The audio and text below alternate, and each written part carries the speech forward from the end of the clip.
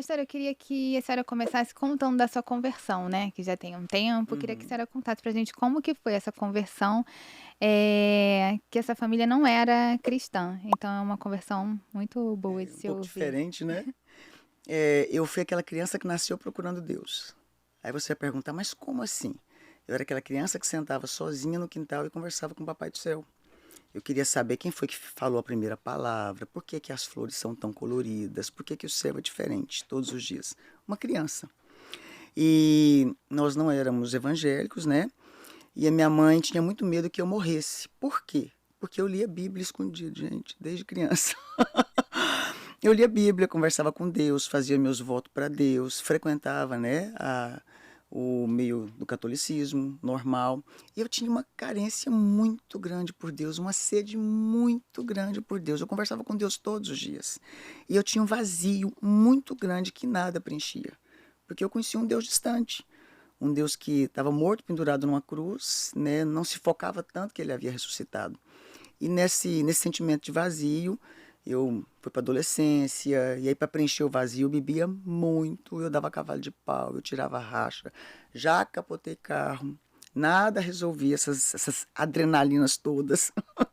Não parece, né, Nem gente? um pouco, E bem pastora. nova, né. Bem nova, gente, com 16 para 17 anos. Não tinha ideia mesmo. Eu só não era aquela menina que era namoradeira, né? O princípio familiar, minha mãe dizia, olha, vocês têm que ser bem sistemática, cuidado com o homem, colocou aquele medo na gente, né?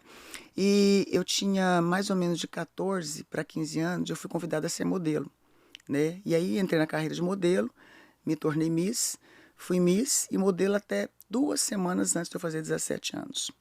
E eu tinha muita baixa estima para ganhar os desfiles. E eu conversava com Deus no banheiro, ajoelhava e falava, levava minha bibinha, pequenininha dos Gideões, né? Abraçava, parecendo que era um amuleto da sorte, um amuleto de fé. E eu dizia, Deus, se é verdade que o Senhor escuta oração, deixa eu ganhar esse desfile para me provar para as pessoas que eu não sou tão patinho feio como todo mundo fala, né? E aí eu ganhava o desfile e para pagar o voto, né, que eu tinha feito, eu tinha que ler um livro da Bíblia, 2 livros da Bíblia. Me parece que no terceiro ou quarto voto eu me apaixonei por Deus. Eu conheci Deus sozinha dentro do meu quarto quando eu li a história da samaritana e veio aquela voz no meu interior e disse: se você beber da fonte da vida, da água da vida que é Jesus, você nunca mais vai ter sede. Você acredita que ali sozinha, faltavam 2 semanas para eu completar 17 anos, eu tive um encontro com Deus assim extraordinário. Eu trabalhava na Caixa Econômica Federal como estagiária. Tinha um moço que ele tinha muita resistência em falar do evangelho, porque ele era muito criticado, ainda mais naquele tempo, né, gente? E aí eu lembro que eu pedi para ele onde era a denominação dele, mas já fui com certeza que eu queria aceitar Jesus. E a partir daquele dia então, eu já tinha feito a minha decisão sozinha. Eu fui para a igreja, parei de beber, deixei minha carreira de modelo, mudei minha vida completamente, da noite para o dia, da água para o vinho. Tive um encontro com Jesus extraordinário e aí seguiu toda a minha vida. Deixei princípios de família, deixei amigos, carreira e decidi que eu ia servir a Deus e recomeçar tudo do zero. E Foi como assim. que foi largar os amigos? A senhora viu que não dava para continuar com aquelas amizades, que não ia conseguir seguir o caminho de Jesus estando com aquelas amizades, então é importante largar as pessoas que não têm o mesmo pensamento que a gente? Foi uma coisa interessante, né? Nenhum líder falou para mim. Até porque quando eu converti, a igreja que eu converti, gente, devia ter 50 pessoas. Era no interior, uma igreja que estava começando nova na cidade que eu morava, né? Eu me lembro que eu perguntei para minha pastora na época só uma coisa: eu preciso mudar minhas roupas? Imagina, ex-miss. As roupas eram tudo indecentes, A misericórdia. igreja que você começou a frequentar era muito tradicional? Não, era uma comunidade. E foi muito interessante a palavra que ela me deu. E você sabe que foi fundamental para mim, para me ensinar uma vida realmente de fé, de dependência e de intimidade. Ela falou assim: se eu te falar para você mudar a sua roupa, você vai mudar por mim. Então deixa eu te contar uma coisa, você já lê Bíblia. Você converteu sozinha no seu quarto. O Espírito Santo já falou com você. Então pergunta para ele se você deve trocar suas roupas ou não. Eu trabalhava no banco, eu era estagiária naquele tempo. E eu me lembro que eu estava no banco e eu estava com uma camisa de seda pura, branca, clarinha, e um sutiã todo cheio de rendinha, né? Porque modelo, né, gente? As roupas eram bem decentes mesmo, né? Era bem sensual mesmo. E eu tô lá atendendo um cliente e de repente o cliente não olhou no meu rosto. Ele olhou no meu decote. Quando o cliente olhou, eu estava lendo naquela semana: se o seu corpo, o seu olho, a sua mão faz alguém pecar, arranca e joga fora. Eu me senti nua. Eu fiquei com tanta vergonha. Eu falei, meu Deus, o homem está pecando. Ele está desejando a mulher que não é dele. A partir daquele dia, por mim mesmo, eu comecei a mudar completamente as minhas roupas. As amizades que eu, lendo a Bíblia, gente, ler a Bíblia é libertador, né? Lendo a Bíblia, eu li, não se assente na roda de escarnecedores. Então, quando eu sentava com os meus amigos que não eram cristãos, a conversa era traição, era bagunça, era bebida, era racha. E aí eu fui entristecendo de tal maneira que eu falei, esse ambiente não serve mais para mim. Essa roupa não serve mais para mim. E interessante, né? Aí depois eu fui para uma igreja mais tradicional. Quando eu conheci meu marido, foi eu que ganhei ele para Jesus, porque ele estava desviado, né? Afastado de Deus. Uma história muito linda.